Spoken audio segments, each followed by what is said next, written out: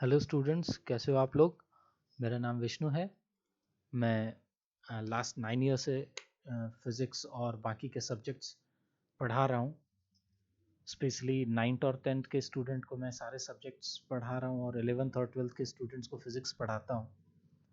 तो मैं आप लोगों के लिए एक नया कोर्स स्टार्ट करने जा रहा हूँ। बेसिकली ये लेक्चर डेली होगा। इसमें हम लोग अभी 10th क्लास के फिज़िक्स के टॉपिक से स्टार्ट करेंगे और बाकी के सब्जेक्ट्स पे हम लोग धीरे धीरे बढ़ेंगे। दो तीन चीज़ मैं बता देता हूँ कोर्स स्टार्ट करने से पहले। सबसे पहली चीज़ कि आपको समझने पे ज़्यादा ध्यान देना है, ठीक है।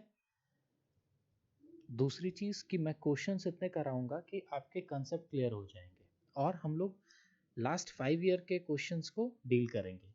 ये कोर्स सीबीएसई, आईसीएसई और बाकी बोर्ड के स्टूडेंट के लिए यूज़फुल होगा, ठीक है।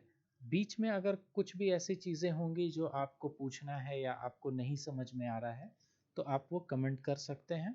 और अगर आपको समझ में भी आ रहा है तो भी आप कमेंट करके बताएं। और अगर कुछ इम्प्रूवमेंट करने की इच्छा हो, आपको लगता है कि कुछ इम्प्रूव कर सकते हैं, तो भी आप कमेंट करें। अगर आपको पसंद नहीं आ रहा है तो भी कमेंट करें, डिसलाइक करें, एकदम खुल के, कोई दिक्कत नहीं है, ठीक है। बट अगर समझ में आ रहा है तो कमेंट करें और लाइक ज़रूर करें। Okay, so let us begin. Today will start with a chapter named as electricity. देखो इलेक्ट्रिसिटी क्या है ना, सबसे पहले तो ये समझो कि अगर किसी को भी आप पूछ लोगे, कोई भी आपके अगल बगल हो, ठीक है, आपके घर में कोई भी हो, आप एक बुजुर्ग आदमी को पूछ लो कि बाबा इलेक्ट्रिसिटी क्या है, ठीक है, तो वो बताएंगे कि बेटा देखो इलेक्ट्रिसिटी ऐसा है, चीज़ है जिससे लाइट्स जलता है, रात को हम देख पाते हैं इसकी मदद से, ठीक है। दादी माँ से पूछो कि बताओ इलेक्ट्रिसिटी क्या है, तो बोलेगी बेटा देखो इलेक्ट्रिसिटी ऐसा चीज़ है जिससे हम हीटर जलाते हैं और भाई हम तो उससे गर्मी लेते हैं ठंड के दिनों में, ठीक है। रिक्शे वाले से पूछोगे भैया इलेक्ट्रिसिटी के बारे में सुने हो, बिजली क्या है, तो बोलेगा हाँ भैया सुने हैं, एक बार गिरा था, किसी को करंट लग गया था। या वो बोलेगा कि रात में भैया हम रिक्शा चलाते हैं ना, तो ये बल्ब जो स्ट्रीट लाइट में जलता है यही बिजली है, ठीक है। तो मोर एंड लेस ये जो बोल रहे हैं ये सही बोल रहे हैं, ये एप्लीकेशंस है इलेक्ट्रिसिटी के बेसिकली, ठीक है। लेकिन इससे दो तीन चीज़ है जो हम लोग को निकल के आता है, वही डिफिनेशन होगा इलेक्ट्रिसिटी का, हम लोग वहीं से डिफिनेशन समझेंगे, ठीक है। रटना नहीं है, समझना है, चीज़ों को विजुअलाइज करना है। आप देखो डेली लाइफ में तो फिजिक्स आपको बहुत आसान लगेगा, ठीक है। क्या दादी माँ बोले कि भाई हम उससे गर्मी लेते हैं, heat, heat, what is heat, it is a form of energy, ठीक है। तो electricity is a form of energy.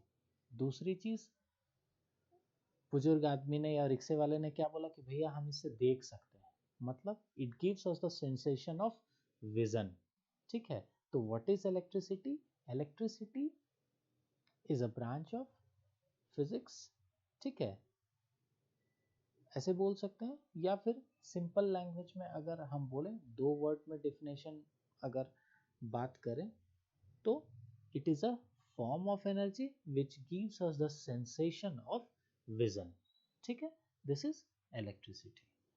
अब आगे चलते हैं, कुछ एक टर्म्स है, ठीक है, जो हम लोग 6th क्लास में 7th क्लास में पढ़े हुए हैं, स्टिल अभी भी क्वेश्चंस उसके बोर्ड में हम लोगों को कई बार दिख जाते हैं, 1 नंबर में, 2 नंबर वाले क्वेश्चन में, खासकर ऑब्जेक्टिव क्वेश्चंस में, वहाँ पर आपको ये मिल जाएगा। तो हम लोग थोड़ा सा उसको डील करते हैं। जैसे आप देख रहे हैं इलेक्ट्रिक सेल, इलेक्ट्रिक सेल क्या है, सबसे पहले तो ये समझ लो इलेक्ट्रिक सेल का दो टर्मिनल होता है, ठीक है। टर्मिनल मतलब दो एंड होता है, एक पॉजिटिव और दूसरा नेगेटिव, ठीक है। ये इलेक्ट्रिक सेल है, electric cell having two terminals, one positive and one negative, जो हमको एनर्जी प्रोवाइड करता है। ये प्रोवाइड क्या करता है, एनर्जी। अभी और क्लियर होगा ये, ठीक है। बैटरी, बैटरी क्या है, हम लोग नॉर्मली हर एक चीज़ को बैटरी बोल देते हैं। जैसे अगर घड़ी की बात करो, घड़ी में एक पेंसिल बैटरी, हम लोग बोलते हैं, दुकान में जाते हैं बोलते हैं भैया एक पेंसिल बैटरी दो, तो वो क्या है, दैट इज अ सेल, ठीक है। बैटरी क्या है ना, वैसे वैसे सेल्स को जब हम लोग कंबाइन कर देते हैं तो वो बैटरी कहलाता है, ठीक है। अगर एक होगा, एक यूनिट अगर उसका होगा तो वो इलेक्ट्रिक सेल कहलाएगा। ठीक है, घर में जो इन्वर्टर हम लोग यूज करते हैं और बैटरी जो यूज करते हैं, तो वहाँ पर जो बैटरी है बेसिकली दैट इज बैटरी। अगर आप उसको खोल के देखोगे ना, उसमें बहुत सारे प्लेट्स लगे होते हैं अंदर में, मतलब it is a combination of different cells. ठीक है, कोई दिक्कत? आगे चलते हैं। फिलामेंट, फिलामेंट क्या है? आप देखे होंगे कि इलेक्ट्रिक बल्ब जो होता है पहले खासकर दिखते थे, अभी भी गांव में आपको दिख जाएंगे, उसमें जो वायर होता था एक बीच में, that is known as filament, जो कि हीट होता है। कब हीट होता है? जब उसे करंट पास करता है, और हीट होने से वो एनर्जी लाइट देता है। ठीक है, वो हीट जो है इलेक्ट्रिकल एनर्जी हीट में कन्वर्ट होता है, वो हीट हम लोगों को लाइट देता है, वो क्या है? फिलामेंट है। नॉर्मली अगर पूछा जाएगा कि हम लोग कौन फिलामेंट यूज करते हैं, या आप लोग अपने आसपास किस फिलामेंट को ज़्यादा देखे हो, तो आंसर क्या होगा? टंजन।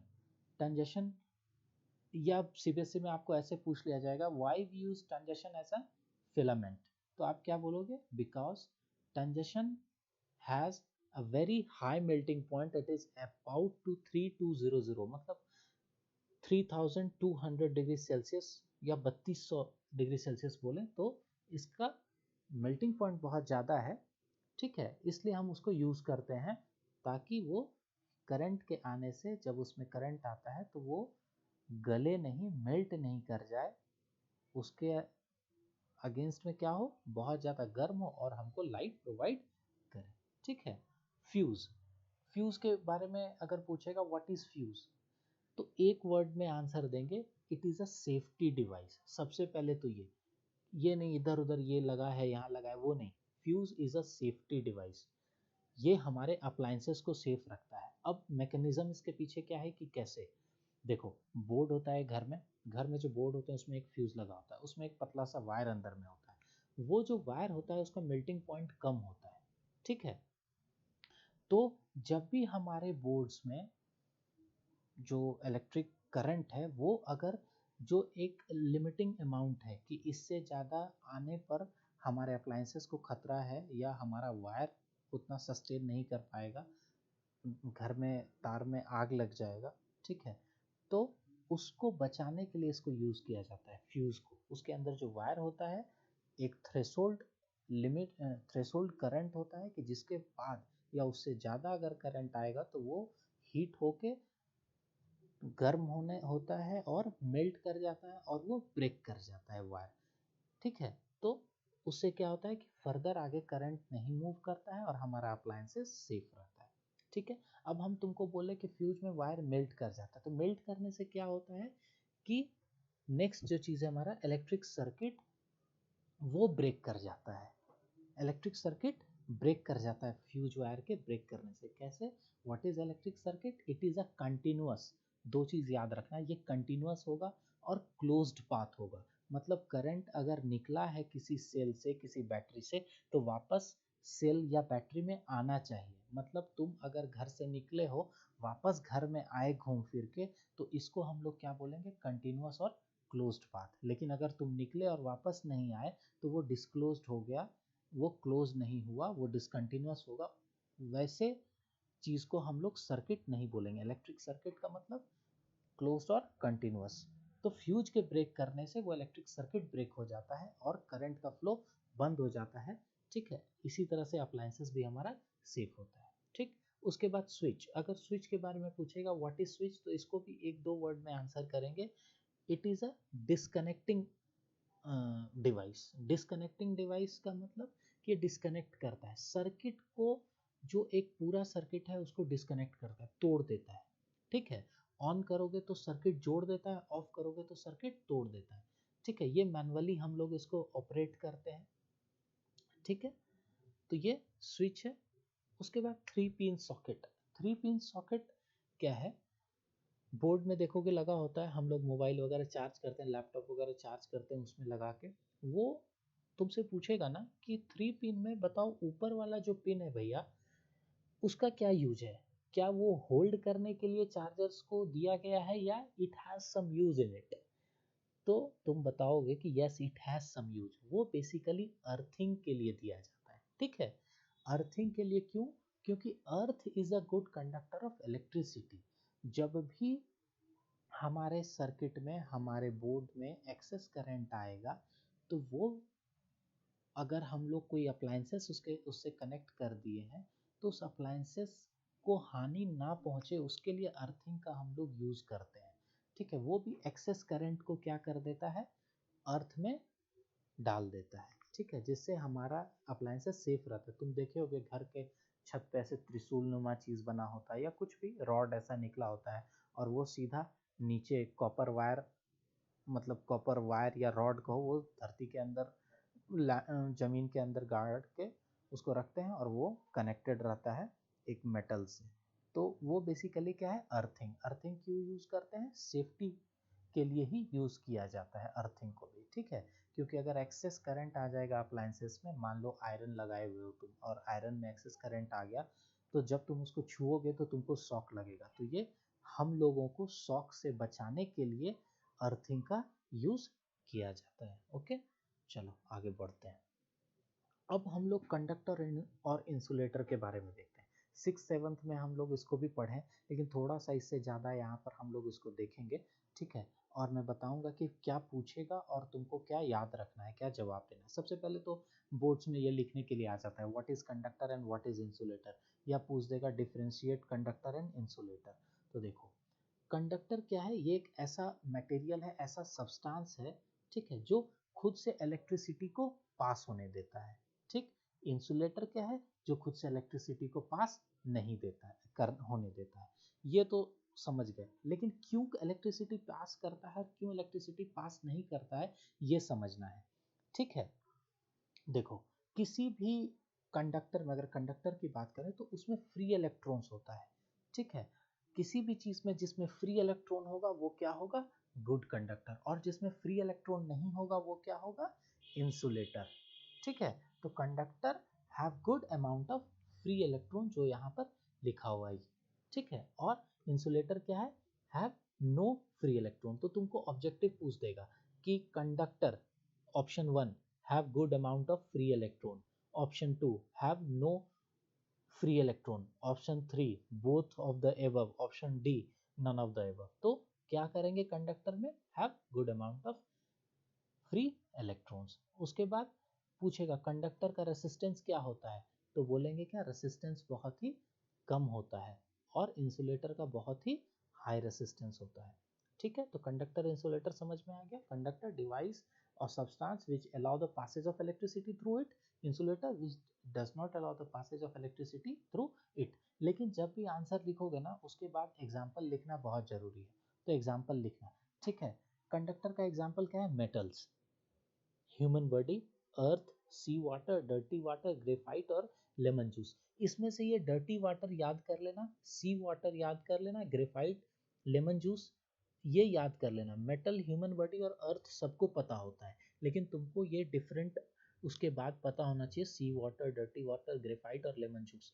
क्योंकि अगर तुमको ऑब्जेक्टिव पूछा जाएगा कि कंडक्टर बताइए इसमें से कौन है, तो उसमें से 3 ऑप्शन इधर से इंसुलेटर से दे देगा, चौथा ऑप्शन जो होगा वो मेटल, ह्यूमन बॉडी और अर्थ नहीं पूछेगा, वो या तो सी वाटर पूछ देगा या ग्रेफाइट पूछ देगा। ठीक है, इसलिए ध्यान रखना, कंडक्टर्स का ये एग्जाम्पल है। इंसुलेटर की बात करें तो उसमें एयर, एयर भी क्या है, इंसुलेटर है। ठीक है, क्यों इंसुलेटर है, अगर तुम देखो दो वायर को रखो दूर दूर में, तो क्या एक दूसरे को अट्रैक्ट करता है या कुछ भी करता है, मतलब करंट सप्लाई तो नहीं हो पाता है। ठीक है, इसका मतलब बीच में क्या है, एयर है, इसका मतलब air is a insulator. Oil क्या है, ये भी इंसुलेटर है। वुड हम लोग को पता है, रबर पता है, प्लास्टिक पता है, ग्लास याद रखना है, एयर याद रखना है, ऑयल याद रखना है, डायमंड याद रखना है, प्योर वाटर, गौर से देखो, pure water is also a insulator. Sea water is a conductor but pure water is a insulator, dry cotton, dry paper, ceramics, these are the examples of insulator। ठीक है, चलो आगे बढ़ते हैं। नाउ कंडक्टर देख लिया, इंसुलेटर देख लिया, अब सेमी कंडक्टर। कंडक्टर और इंसुलेटर के बीच का होता है सेमी कंडक्टर। ऐसे भी हम लोग पढ़े हैं सेमी सर्किल। सेमी सर्किल क्या होता है, हाफ सर्किल, हाफ मतलब बीच का, बिटवीन। तो semi conductor is a substance having conductivity in between of conductor and insulator, जिसकी कंडक्टिविटी कंडक्टर और इंसुलेटर के बीच में हो, ऐसे सब्सटेंस को हम लोग क्या बोलते हैं, सेमी कंडक्टर। इसका एग्जाम्पल जर्मेनियम, सिलिकॉन, ये इसके क्या है, एग्जाम्पल है। कौन से ग्रुप का है ये, तो कार्बन सी गर्लफ्रेंड सब नहीं पाते, तो carbon C Si silicon, carbon C girlfriend Ge germanium girlfriend सब नहीं, Sn पाते, Pb लेट। तो इस ग्रुप में जो दो है वो है क्या, सेमीकंडक्टर, जर्मेनियम और सिलिकॉन। ठीक है। सुपर कंडक्टर की बात करें, ये भी पूछ सकता है कि व्हाट इज सुपर कंडक्टर, तो बोलोगे डिवाइस और a substance having zero resistance, जिसमें कि कोई रेसिस्टेंस नहीं होता है, मतलब प्रॉपरली एकदम खुल के करंट फ्लो करता है, तो that is super conductor. Okay, इसके एग्जांपल एल्युमिनियम, नियोबियम। ठीक है, ये याद रख लेंगे एक दो एग्जांपल्स। नाउ चलो एक क्वेश्चन करते हैं। A device which breaks electric circuit is called, ऐसा डिवाइस जो इलेक्ट्रिक सर्किट को ब्रेक कर देता है, तोड़ देता है, उसको क्या बोलते हैं, हम लोग अभी पढ़े थे, उसको बोलते हैं स्विच, है ना। स्विच बताए थे, सब डिस्कनेक्टिंग, जो डिस्कनेक्ट कर देता है लिंक को। ठीक है। नाउ चार्ज के बारे में देखते हैं। तुम लोग पढ़े हो, सुने हो चार्ज के बारे में, थोड़ा सा एक बार फिर से उसको रिवाइज कर लेते हैं। देखो चार्ज, इसको Q से डिनोट करते हैं। ठीक है। ये क्या है, intrinsic property of a matter, ये समझने वाला, बहुत लोग को ये नहीं समझ में आता है। Intrinsic property of a matter ये क्या चीज़ है, देखो मास के बारे में सुने हो और वेट के बारे में भी सुने हो। मास क्या होता है, वो कांस्टेंट होता है हमेशा, उसका यूनिट क्या होता है, केजी। लेकिन वेट क्या होता है, वो कांस्टेंट नहीं होता है, उसका यूनिट न्यूटन होता है। Weight is a force, weight क्या है, एक तरह का फोर्स है। मास एक कांस्टेंट चीज है, उसका यूनिट केजी है। लोग मिसकंसेप्शन है कुछ लोगों को कि मास और वेट एक ही चीज होता है, नहीं। मास को जब हम लोग g, gravitational acceleration due to gravity towards the centre of the earth, जो जी हम लोग बोलते हैं, उससे जब मास को मल्टीप्लाई करते हैं तो बनता है weight. Weight is a force. ठीक है, वो कांस्टेंट नहीं होता है। समझो कैसे, एक थोड़ा सा एक एग्जांपल बताता हूँ। मान लो तुम अभी अर्थ पर हो, अगर तुम मून पर चले जाओ, या तुम पानी के अंदर चले जाओ, या स्पेस में चले जाओ, हवा में, कहीं भी, तो तुम एक चीज बताओ कि ये जो तुम्हारे जो शरीर है, तुम्हारा जो बॉडी है, इसमें जितना फ्लैश है, जितने ब्लड हैं, बोन्स हैं, ये तो बदलते नहीं है। ये तुम चाहे यहाँ पर रहो, चाहे चंद्रमा पर चले जाओ, मून पर चले जाओ, तो वो बदलता नहीं है। लेकिन हम लोग ये जानते हैं ना कि चंद्रमा पे जाने से वेट 1/6 हो जाता है। क्या 1/6 हो जाता है, तो अर्थ पे जितना वैल्यू है उसका 6 पार्ट हो जाता है मून पे। क्यों, अगर मास कांस्टेंट है तो वहां पर भी वही होना चाहिए, लेकिन बेसिकली वो मास नहीं, वो वेट है। हम लोग जो यहाँ पर देख रहे हैं, मास को ग्रेविटेशनल पुल से मल्टीप्लाई करते हैं तो वो वेट बन जाता है। जैसे ही हम मून पर चले जाते हैं तो ग्रेविटेशनल पुल क्या हो जाता है, खत्म हो जाता है। वहां पर जो 1/6 होता है ना, वो बेसिकली जो अर्थ पे जितना पुलिंग लगता है, जो फोर्स लगता है, उसका छठा भाग है मून पर लगने वाला। एक मेजरमेंट है कि जैसे यहाँ आदमी 10 रोटी खाया तो वहाँ 6 रोटी खाए ना, उसी तरह है कि यहाँ अगर वैल्यू उसका 60 है तो वहाँ पर क्या हो जाएगा, मेजर किया गया है, साइंटिस्ट ने मेजर किया है कि 1/6 मतलब 10 होगा।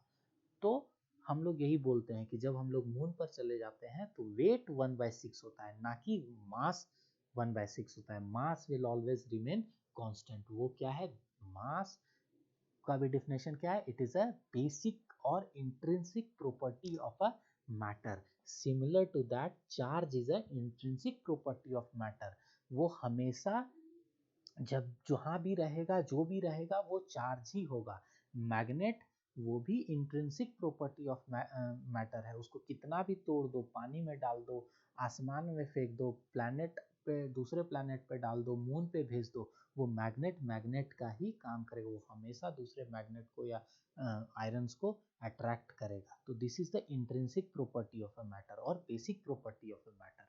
ठीक है, आया समझ में। दिस इज चार्ज, इसका यूनिट क्या है, कूलम्ब है, इसको C से डिनोट करते हैं। ये स्केलर यूनिट है। स्केलर और वेक्टर दो तरह का यूनिट होता है, तो charge is a scalar unit. Short में बता देता हूँ, स्केलर यूनिट क्या होता है, जिसमें मैग्नीट्यूड होता है, ठीक है, और अभी तुम लोग को 10th लेवल पे मैग्नीट्यूड ही कहते हैं। ऐसे स्केलर क्वांटिटी में मैग्नीट्यूड और डायरेक्शन होता है। एक चीज नहीं होता है, जो ट्रायंगल या पैरेललोग्राम लॉ ऑफ एडिशन जो होता है उसको फॉलो जो करता है वो वेक्टर कहलाता है, जो फॉलो नहीं करता है वो क्या कहलाता है, स्केलर। तो charge is a scalar quantity, ठीक है। उसके बाद देखो, ये कभी कभी बोर्ड में पूछ लिया जाता है कि 1 कूलम में कितना चार्ज होगा। तो 1 कूलम में जो चार्ज होगा ना वो बराबर होगा 6 × 10⁻18 इलेक्ट्रॉन के बराबर। अगर बोलेगा टोटल चार्ज बताओ तो इसको मल्टीप्लाई कर दोगे 1.9 × 10⁻⁻, 1.6 × 10⁻⁻19 कूलम से, तो वो इसका टोटल चार्ज निकल जाएगा, ठीक है। This is charge. Now what happens when we rub comb on our hair.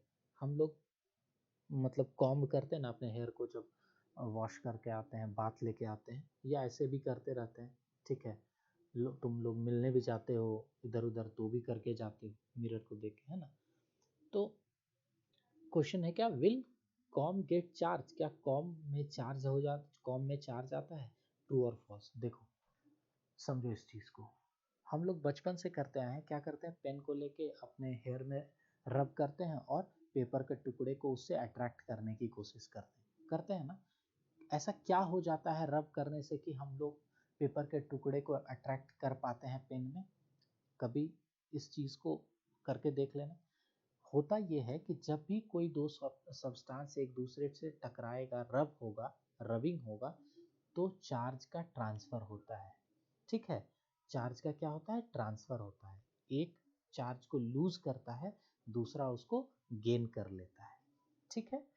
तो जब हम लोग पेन को अपने हेयर से रब करते हैं, ठीक है, तो चार्ज का ट्रांसफर होता है। या तो हेयर चार्ज को छोड़ता है या गेन करता है, ठीक है। ये कंफर्म नहीं है, ये नहीं देखा गया है कि क्या कौन सा क्या होता है, बस कन्वेंशनली ये मान लिया गया है। तो हम लोग को अभी उतना डीप में नहीं जाना, ये समझना है कि when we rub to substance, ठीक है, तो transfer of charge will take place, ठीक है। तो one will lose the charge and another will gain the charge, ठीक है। तो रबिंग से चार्ज का ट्रांसफर होता है। और जब पेन क्या है, pen is a plastic body मान लो, तो इट इज अ इंसुलेटर। तो उसमें जो भी चार्ज आता है ना, तो जहां पर चार्ज आता है वो वहीं रहता है, बिकॉज इंसुलेटर है। तो चार्ज आगे क्या होता है, ट्रांसफर या फ्लो नहीं कर पाता है। तो जहां पर चार्ज आए वहीं रह गया। और जब हम उस पेपर को के पास उसको ले जाते हैं, तो क्या होता है, उसको अट्रैक्ट कर लेता है वो, ड्यू टू चार्ज। लेकिन अगर वो पेन स्टील का होगा ना, तो जब तुम रब करोगे चार्ज आएगा, लेकिन वो charge, because steel is a good conductor of electricity, वो पूरे स्टील में फ्लो कर जाएगा और स्टील से तुम्हारे बॉडी में फ्लो करते हुए वो अर्थ में चला जाएगा। तो नेट चार्ज उसमें क्या होता है, जीरो। तो स्टील का पेन रहेगा तो वो रब करने के बाद पेपर को अट्रैक्ट नहीं करेगा, लेकिन अगर प्लास्टिक का रहेगा वो पेन तो अट्रैक्ट कर लेगा, ठीक है। समझ में आया, कोई दिक्कत। चलो, तो हम लोग यहाँ क्या कह रहे हैं कि when what happen when we rub comb on our hair, तो विल कॉम गेट चार्ज। तो बोलोगे yes, true, it is true. जब भी whenever two substances will be rubbed among themselves, the transfer of charge will take place. One will lose the charge and other one will gain charge, ठीक है। चलो आगे देखते हैं। Electric current.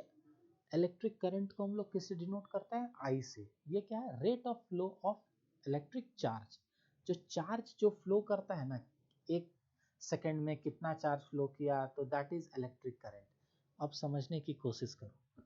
देखो, कोई भी एक क्रॉस सेक्शनल एरिया, मतलब तुम जैसे कॉपी है, कॉपी को अपने सामने ले लो, ठीक है। तो कॉपी का जो लेंथ और ब्रेड्थ है टोटल, वो उसका एरिया है, उसी को हम लोग क्रॉस सेक्शनल एरिया बोलते हैं, ठीक है।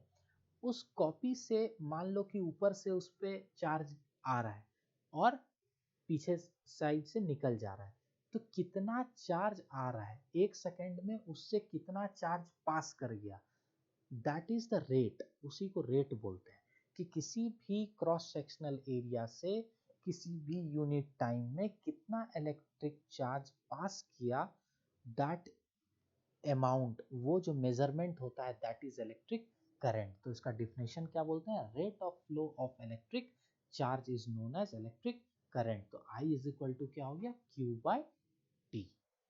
T टाइम में Q चार्ज जो पास किया दैट इज इलेक्ट्रिक करंट। इसका यूनिट क्या है, एम्पियर है, A से डिनोट करते हैं।